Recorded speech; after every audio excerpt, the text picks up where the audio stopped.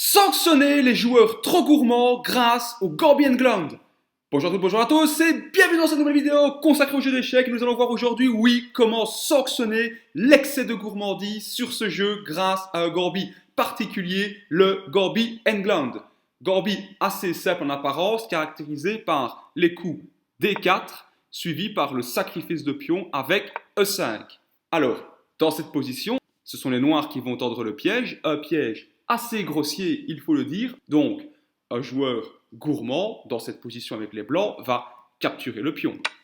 On offre un pion, les blancs prennent. Ils ont donc un pion de plus, le fou sort.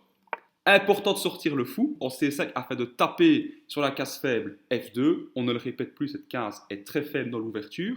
Les blancs, c'est un coup naturel, sortent leur cavalier pour défendre leur pion de plus. Les noirs attaquent le pion blanc en poussant leur pion en D6. Vous avez les blancs, vous êtes gourmands, vous avez envie de remettre le couvert. On prend le pion. Et ici, les noirs vous proposent de passer au plat de résistance en sortant innocemment leur cavalier en E7.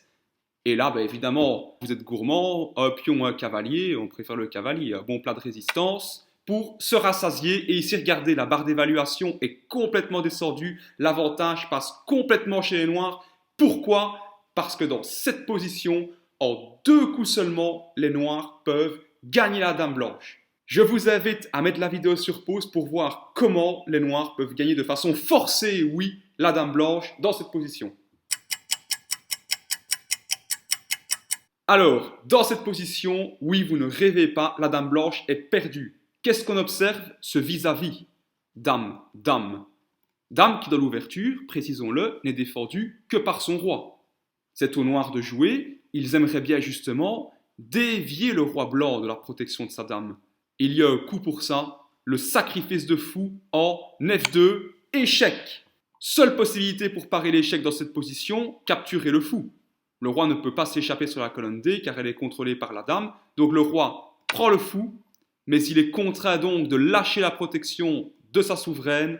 La dame blanche est perdue. Donc comme vous le voyez, un piège où on ne fait que sacrifier avec les noirs. Seul coup qui n'est pas vraiment un sacrifice, la sortie du fou justement en C5 pour braquer sur ce pion F2 faible. Mais nous allons voir maintenant comment éviter de tomber dans ce piège. Donc, reprenons la position initiale.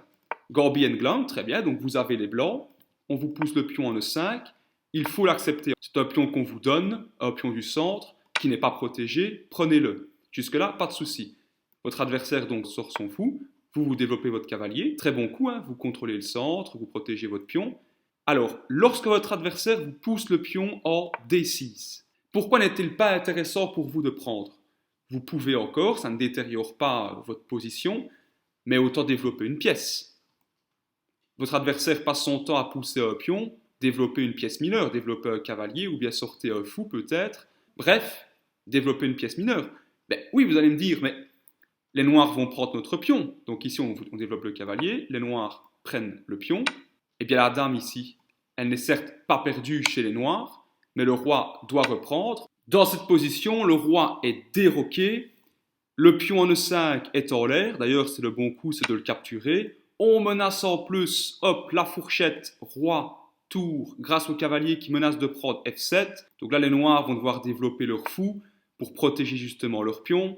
Mais le roi traîne toujours au centre, au passage. Donc à un moment, avec le grand roc, on pourra taper dessus avec notre tour. Et rappelons-le, dans cette position, les noirs ont un pion de moins.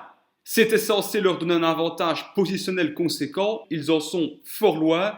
Dès lors, cette attaque, cette pseudo-attaque du pion sur notre pion n'est en réalité que du bluff quelque part. C'est une incitation à développer notre excès de gourmandise puisque la menace des noirs de prendre notre pion n'est pas vraiment réelle. Donc supposons que vous oubliez et que vous prenez le pion malgré tout au lieu de développer un cavalier. Donc les noirs, eux, poursuivent leur piège, ils vous offrent leur cavalier en offrande. Bien sûr, on a vu que vous ne pouviez pas prendre. Donc qu'est-ce que vous faites ? Cette fois-ci, vous développez vos pièces. Vous ignorez. Que se passe-t-il si les noirs prennent le pion avec leur dame ? Eh bien, vous reprenez, le fou reprend, et dans cette position, vous avez un pion de plus. aucune compensation pour les noirs dans cette position pour le pion qu'ils ont perdu. Supposons que les noirs donc préfèrent garder les dames et reprendre avec, disons, le fou. Eh bien, on pousse le pion en E4. À nouveau, nous avons un pion de plus. Les noirs n'ont aucune compensation. Et surtout, nous avons encore un pion central avec le pion en E4. Les noirs n'ont plus de pion central. La position n'est donc certainement pas avantageuse pour eux, malgré leur sacrifice de pion. Et si dans cette position, les noirs reprennent avec leur pion, certes, ils ramènent un pion au centre, mais à nouveau, nous avons la poussée du pion qui est possible. Et surtout, ce pion en D6 est un pion isolé. Un pion qui ne peut plus être défendu par un autre de ses pions. Il n'a pas de pion du même camp sur les colonnes adjacentes. C'est un pion faible qui pourra devenir une cible conséquente et intéressante pour les blancs ultérieurement. La position n'est donc certainement pas avantageuse pour les noirs. Dès lors, dans cette position, lorsqu'on vous offre le cavalier en offrande, développez vos pièces, ne vous souciez pas du pion que vous pourriez perdre et rappelez-vous que vous avez toujours un pion d'avance et que les noirs n'ont pas moyen ici, si vous jouez les bons coups, de prendre l'ascendant. Vous connaissez désormais ce fameux piège du Gorbian Gland, vous savez également comment ne pas tomber dedans et comment, au passage, faucher les joueurs trop gourmands avec ce piège. Pensez à laisser un pouce si la vidéo vous a plu. Pensez également à vous abonner pour ne pas louper les autres pièges qui s'annoncent sur cette chaîne. Je vous dis à très vite pour une prochaine vidéo où nous verrons d'autres ouvertures piégeuses. D'ici là, portez-vous bien. Ciao!